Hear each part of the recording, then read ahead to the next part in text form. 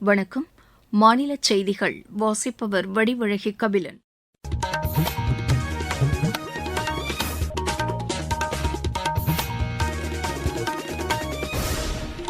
தலைப்புச் செய்திகள். பிரதமர் திரு நரேந்திர மோடி பட்ஜெட்டுக்கு பிந்தைய இணையவழி கருத்தரங்கில் இன்று உரையாற்றுகிறார்.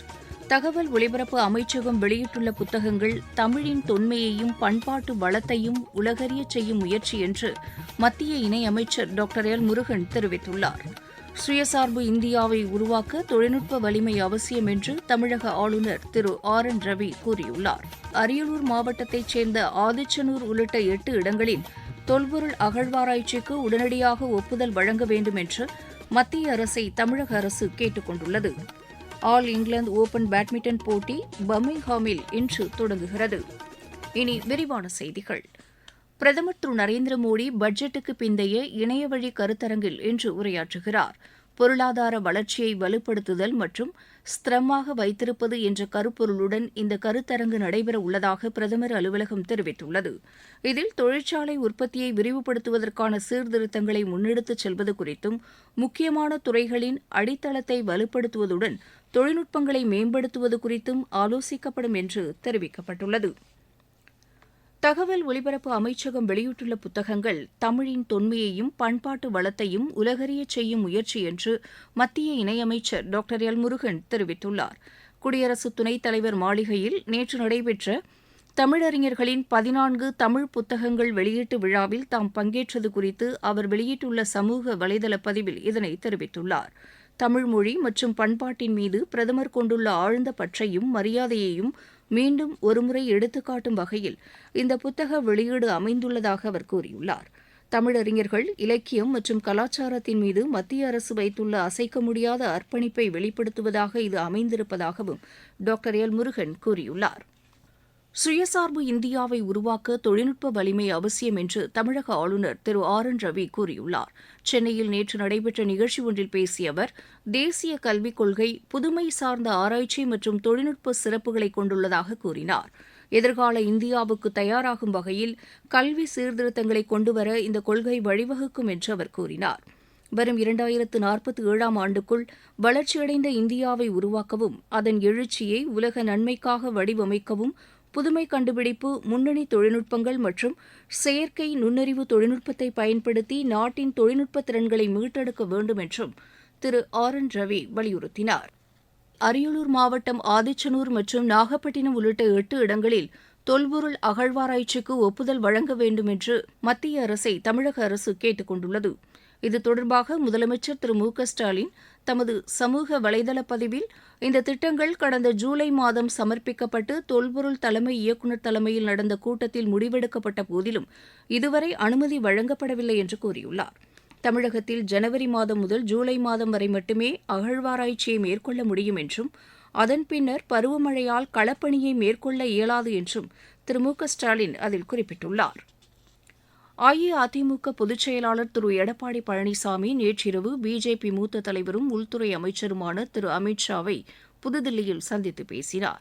தேசிய ஜனநாயக கூட்டணியில் இடம்பெற்றுள்ள அஇஅதிமுக கூட்டணி கட்சிகளுக்கு சட்டப்பேரவைத் தேர்தலில் தொகுதிகளை ஒதுக்குவது தொடர்பாக இந்த சந்திப்பின்போது ஆலோசிக்கப்பட்டதாக எமது செய்தியாளர் தெரிவிக்கிறார்.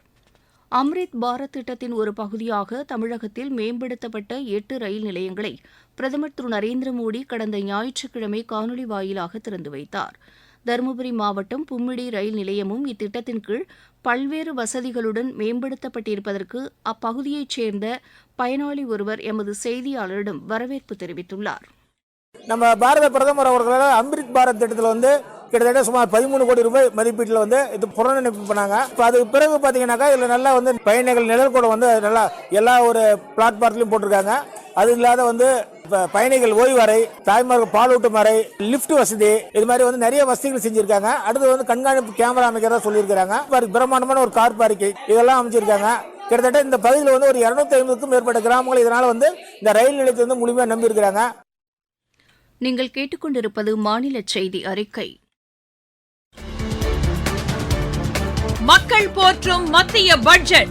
தமிழகத்தின் ரயில் மேம்பாட்டு திட்டங்களுக்கு 7611 கோடி ரூபாய் நிதி ஒதுக்கீடு. சென்னையிலிருந்து ஹைதராபாத் மற்றும் பெங்களூருவுக்கு புல்லட் ரயில் வழித்தடம். தென்னை விவசாயிகளுக்கான ஊக்குவிப்பு திட்டம், ஆதிச்சநல்லூரில் சர்வதேச தரத்திலான கலாச்சார மையம், பொதிகை மலையில் மலையேற்றத்திற்கான வழித்தடம், பழவேற்காடு ஏரியில் பறவைகள் காட்சி மையம், மாவட்டம் தோறும் மகளிர் விடுதிகள். தமிழகம் மட்டுமின்றி நாடே போற்றும் மத்திய பட்ஜெட். வளர்ச்சியடைந்த இந்தியாவிற்கான பயணத்தில் மோடி அரசு தொடரும் சீர்திருத்த நடவடிக்கைகள். மேற்காசியாவில் நிலவும் பதற்றமான சூழ்நிலைக்கு மத்தியில் 357 விமானங்கள் ரத்து செய்யப்பட்டிருப்பதாக சிவில் விமான போக்குவரத்து அமைச்சகம் தெரிவித்துள்ளது. அந்த பிராந்தியத்தில் பயணிகளுக்கு ஏற்ற சூழல் தொடர்பான நிலைமை உன்னிப்பாக கண்காணிக்கப்பட்டு வருவதாக சமூக வலைதள பதிவில் அந்த அமைச்சகம் தெரிவித்துள்ளது. பயணிகள் உதவி கட்டுப்பாட்டு அறை மூலமாக விமான பயணிகளின் கோரிக்கைகள் கேட்டறியப்பட்டு வருவதாகவும் உரிய நேரத்தில் முன்னுரிமை அடிப்படையில் அவை தீர்க்கப்பட்டு வருவதாகவும் அதில் கூறப்பட்டுள்ளது.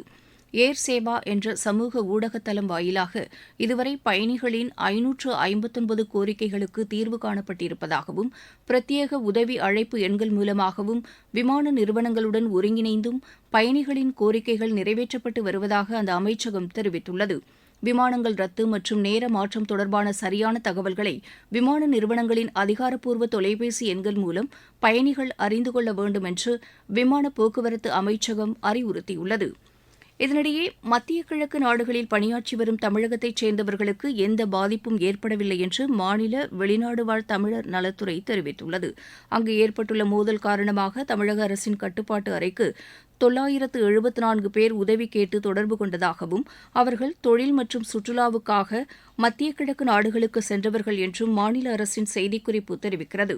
அவர்கள் அனைவரும் பாதுகாப்பாக மீட்கப்பட்டு தங்குமிடம், உணவு வசதி உள்ளிட்டவை வழங்கப்பட்டுள்ளதாக வெளிநாடு வாழ் தமிழர் நலத்துறை தெரிவித்துள்ளது. திருவண்ணாமலை அருள்மிகு அருணாச்சலேஸ்வரர் ஆலயத்தில் மாசி மாத பௌர்ணமியை முன்னிட்டு லட்சக்கணக்கானோர் கிரிவலம் சென்றனர். இன்று மாலை வரை பௌர்ணமி நீடிப்பதால் தொடர்ந்து பக்தர்கள் குவிந்து வருவதாக எமது செய்தியாளர் தெரிவிக்கிறார். பஞ்சபூதஸ்தலங்கள் அக்னிஸ்தலமாக விளங்கும் உலக புகழ்பெற்ற திருவண்ணாமலை அருள்மிகு அருணாச்சலேஸ்வரர் ஆலயத்தில் மாதந்தோறும் நடைபெறும் பௌர்ணமி கிரிவலத்தில் பல்வேறு நாடுகள் மற்றும் பல்வேறு மாநிலத்தைச் சேர்ந்த லட்சக்கணக்கான பக்தர்கள் கிரிவலம் வருகிறார்கள். அந்த வகையில் மாசி மாத பௌர்ணமி நேற்று மாலை 6:29 மணிக்கு தொடங்கி இன்று மாலை 5:52 வரை பௌர்ணமி கிரிவலம் வரலாம் என திருக்கோயில் நிர்வாகம் அறிவித்துள்ளதால் பல லட்சக்கணக்கான பக்தர்கள் அண்ணாமலையார் உண்ணாமலை அம்மனை வணங்கி 14 கிலோமீட்டர் தூரம் உள்ள அண்ணாமலை மலையை சுற்றி அஷ்டலிங்கங்களை வணங்கி வழிபட்டு வருகிறார்கள். வானொலி செய்திக்காக திருவண்ணாமலை என் ரவிச்சந்திரன்.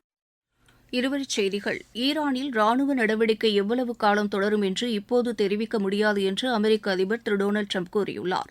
மத்திய கிழக்கு பகுதியில் ஏற்பட்டுள்ள மோதலை தொடர்ந்து அந்த பகுதியில் சிக்கி தவிக்கும் பஞ்சாப் மாநில மக்களுக்கு உதவ 24 மணி நேர தொலைபேசி எண்களை அம்மாநில அரசு அறிவித்துள்ளது. நடப்பாண்டின் பிப்ரவரி மாதம் வரையிலான காலகட்டத்தில் நாட்டின் நிலக்கரி உற்பத்தி 2 கோடி டன் என்ற சாதனை அளவை எட்டியுள்ளது. தருமபுரி மாவட்டம் மொரப்பூர் சிலம்பம் வனப்பகுதியில் பெண் யானை ஒன்று இறந்து கிடந்ததை கண்டறிந்த வனத்துறையினர் அது தொடர்பாக விசாரணை மேற்கொண்டு வருகின்றனர். கிருஷ்ணகிரி மாவட்டம் சின்னேப்பள்ளி கிராமத்தில் பாரம்பரிய எருதுவிடும் விழா நேற்று விமரிசையாக நடைபெற்றது. ராணிப்பேட்டை மாவட்ட வாலாஜாவில் நடைபெற்ற நிகழ்ச்சியில் சுமார் 13 கோடி ரூபாய் மதிப்பிலான நலத்திட்ட உதவிகளை மாநில அமைச்சர் திரு காந்தி வழங்கினார். சிங்கப்பூரிலிருந்து கடத்தி வரப்பட்ட 1.25 கோடி ரூபாய் மதிப்புடைய தங்கத்தை சென்னை விமான நிலையத்தில் சுங்க அதிகாரிகள் பறிமுதல் செய்தனர். இந்த ஆண்டின் முதல் சந்திர கிரகணம் இன்று மாலை மணி 4:45க்கு நிகழ்கிறது. விளையாட்டுச் செய்தி. ஆல் இங்கிலாந்து ஓபன் பேட்மிண்டன் போட்டி இன்று தொடங்குகிறது. பர்மிங்ஹாமில் நடைபெறவுள்ள இப்போட்டியில் இந்தியாவின் முன்னணி வீரர் வீராங்கனைகள் பங்கேற்கின்றனர். மீண்டும் தலைப்புச் செய்திகள். பிரதமர் திரு நரேந்திர மோடி பட்ஜெட்டுக்கு பிந்தைய இணையவழி கருத்தரங்கில் இன்று உரையாற்றுகிறார். தகவல் ஒலிபரப்பு அமைச்சகம் வெளியிட்டுள்ள புத்தகங்கள் தமிழின் தொன்மையையும் பண்பாட்டு வளத்தையும் உலகறியச் செய்யும் முயற்சி என்று மத்திய இணையமைச்சர் டாக்டர் எல் முருகன் தெரிவித்துள்ளார். சுயசார்பு இந்தியாவை உருவாக்க தொழில்நுட்ப வலிமை அவசியம் என்று தமிழக ஆளுநர் திரு RN ரவி கூறியுள்ளார். அரியலூர் மாவட்டத்தைச் சேர்ந்த ஆதிச்சநல்லூர் உள்ளிட்ட 8 இடங்களில் தொல்பொருள் அகழ்வாராய்ச்சிக்கு உடனடியாக ஒப்புதல் வழங்க வேண்டும் என்று மத்திய அரசை தமிழக அரசு கேட்டுக் கொண்டுள்ளது. ஆல் இங்கிலாந்து ஓபன் பேட்மிண்டன் போட்டி பர்மிங்ஹாமில் இன்று தொடங்குகிறது. இத்துடன் இந்த செய்தி அறிக்கை நிறைவு பெற்றது.